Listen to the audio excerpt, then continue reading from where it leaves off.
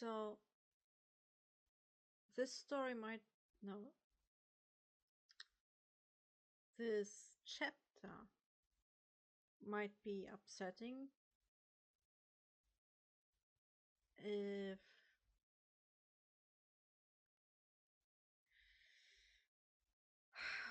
I can't find the word right now. It's 12 a.m. and I'm recording for a while now. So anyway, but the chapter now goes a bit very close into self-harm. So if you're triggered by that stuff, you might want to skip it. Um, yeah, that's yeah. Consider yourself warned. I guess that's what I should say. It's a content warning after all, so I just warned about the content. Hey Josh, party at my place today. You coming? Yeah, sure. The angel replied across the hallway to one of his fellow students. Now that exams and essays were done, students saw even more reason to do some partying. Josh had been careful at first, but people here were rather open. Friends weren't that difficult to find, and he wondered why Mark couldn't make them as easily. I didn't ask for his address, he muttered to himself while taking the last books from his locker. I'm sure he'll put it out in the Facebook group, but I can pick you up if you want. Oliver replied next to him. The tall African fellow had been the first to offer his help to Josh, and the two had become quite inseparable. Thanks, Oliver. Back home, Josh found his friend reading a book. Mark's mind seemed a bit distant, and the angel got the feeling that it wasn't just because of the book. He had started to worry about the man who had saved him the past few days. Are you. Are you alright? He asked in his usual empathetic way. Yeah, fine, Mark assured him, but even if he hinted at a smile, the eyes remained strangely distant. I'm with friends today. Do you mind? You go and have fun.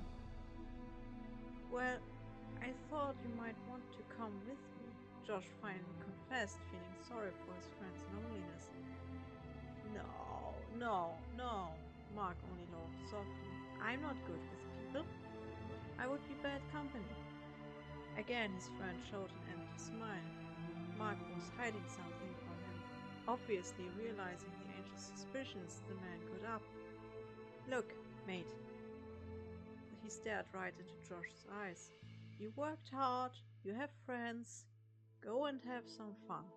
I'll be here if you need me. But I have the feeling it won't be good for you. You worry too much. The angel knew it was a lie. On the other hand, he didn't want to push Mark if he didn't want to talk. Okay, he only uttered in a defeated manner, whereupon Mark went back to his book. When Oliver came to pick up the angel, Josh had already brushed aside Mark's strange silence.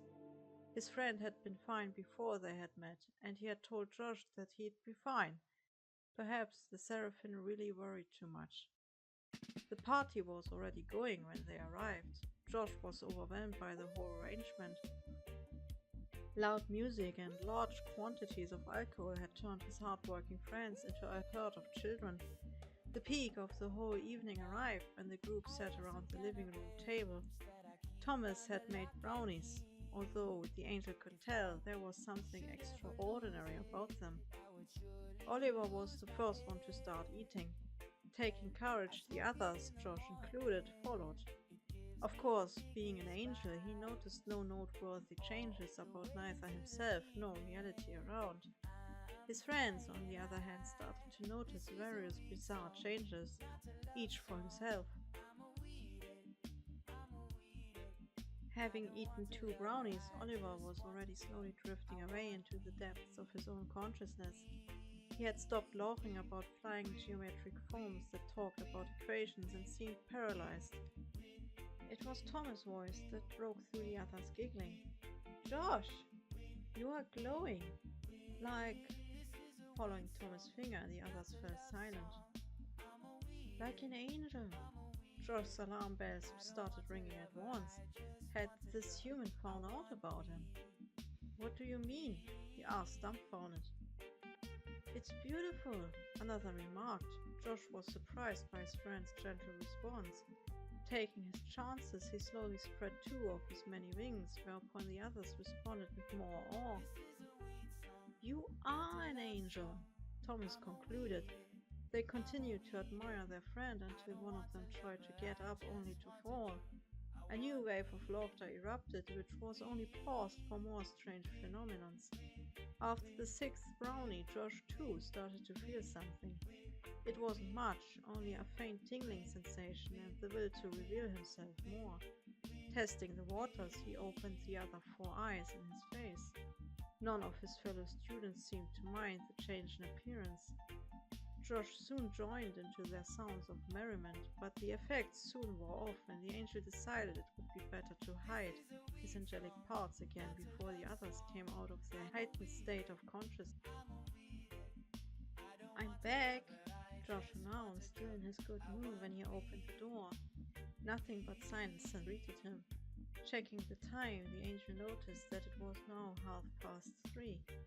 He would have just gone on to the sofa to relax for a while, hadn't he seen the empty bottle of whiskey.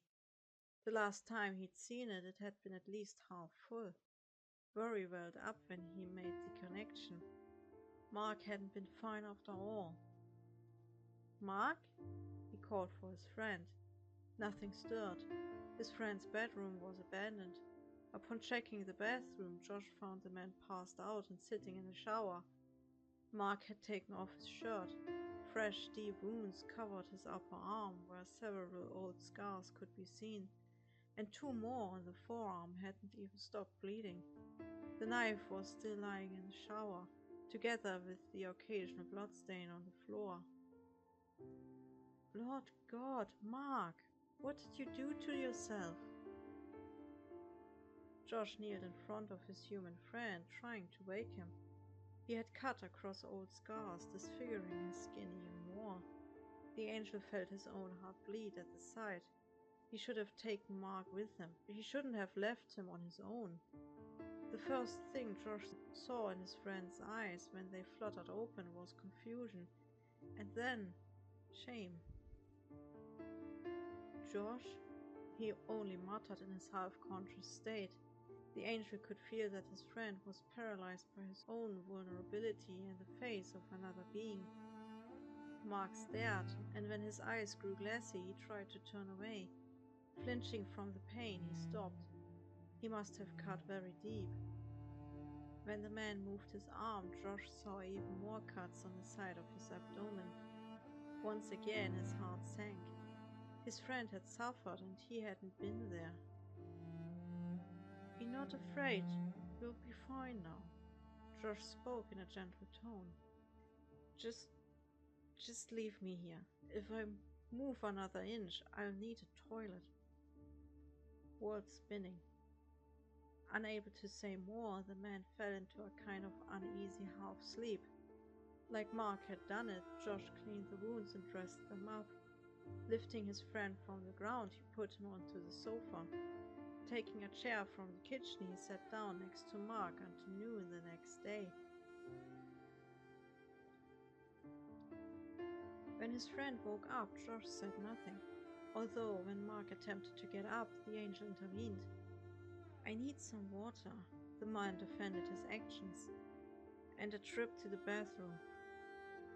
You shouldn't move too much with those injuries, Josh tried to appease his friend, who showed the same shameful expression as the night before.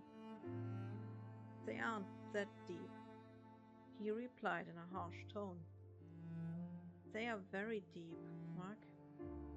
Having gone to the bathroom and gotten a glass of water from his friend, Mark sat down again in obedience. I thought you stopped.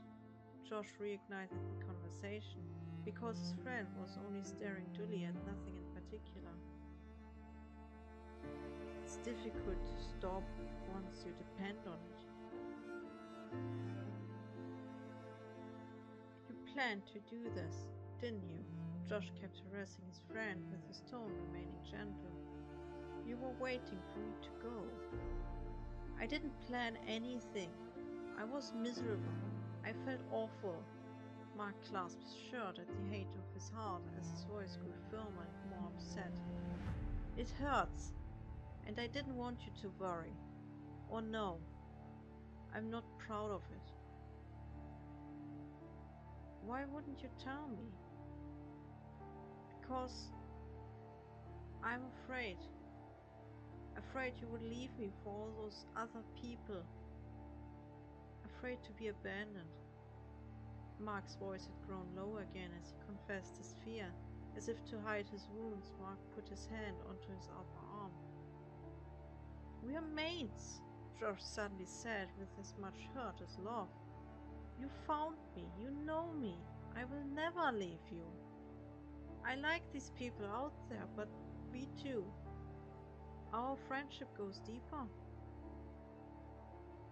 Do you mean that? Mark looked up in hope when the angel answered. Of course I mean that. Please, don't do that to yourself anymore. I'll try. His friend agreed. Sensing Mark's exhaustion, he went into the kitchen to cook something to eat. The man refused at first, giving the reason that he didn't feel like it. When Josh, however, sat down to eat with him, his friend managed to eat after all. Silent company was all Mark needed. It didn't have to be big or deep conversation or a trip to somewhere fancy.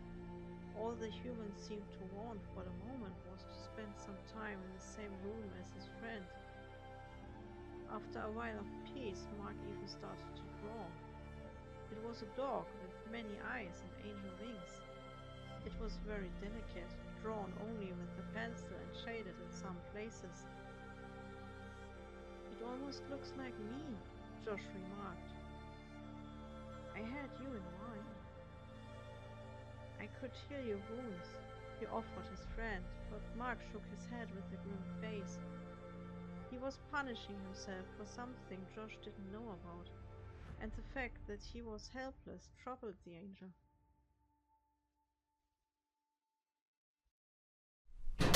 Josh's heart jumped when Thomas slammed his locker shut next to him. Oh, sorry, Josh. Didn't startle you, did I? No problem. Josh smiled back. Thomas had started to behave quite strangely since the party where Josh had revealed part of himself to his weed-induced friends. He had thought none of them had taken it for real, but Thomas seemed to have grown suspicious. Perhaps he had noticed that his last trip had been wholly different from his usual ones. In contrast to the others, pot brownies were nothing special to him.